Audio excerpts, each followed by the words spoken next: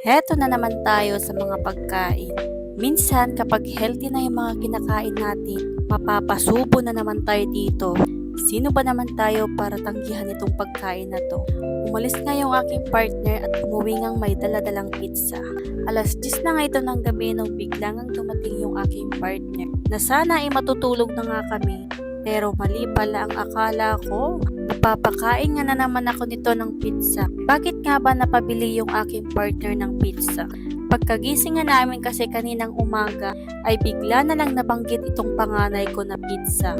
Kaya nang umalis nga yung aking partner ay bumili nga siya ng pizza para nga sa aking panganay. Iba na talaga ang mga bata ngayon. Lahat ng mga gusto ay natutupad na. Pero kami noon kapag may mga gusto kami, palo talaga ang aming aabutin. Pero ngayon, ang mga bata ngayon, kapag may mga gusto sila, natutupad na nga kaagad. Paano ba naman kasi kapag hindi mo nga nabigay ang gusto ng bata ngayon ay talagang magwawala nga iyan? Mapunta nga tayo dito sa pizza. In fairness, napakasarap nga itong pizza na to. Pagdating nga ng kinaumagahan ay nagluto nga ako ng pinakbet. Namiss ko nga ang magulam ng pinakbet.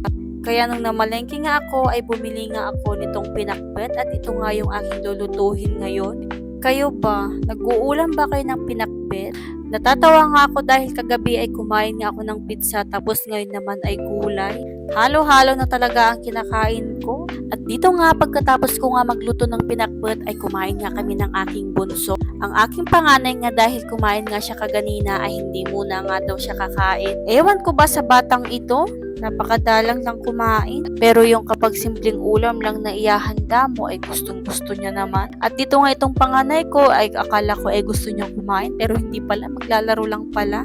Pero ako, kakain pa rin ako dahil nga syempre nagpapadeding nga ako kaya kailangan ko nga kumain. Hindi pwedeng hindi ako kumain, ay baka mahilo-hilo na ako dito sa gutom. Ay syempre habang kumakain nga ako dito ay naglalaro nga yung aking dalawang anak sa aking likod. At ito nga yung aking kakainin. At pagkatapos ko nga kumain, naligo na nga rin ako para naman fresh na breath. At syempre hindi lang ako ang nakakaalam dito sa aking iniinom na vitamin C na ascorbic acid with calcium. Ito nga yung aking iniinom na pampalakas ng immune system. Syempre pampaglow na nga rin. Napakaganda nga itong vitamin C na ito.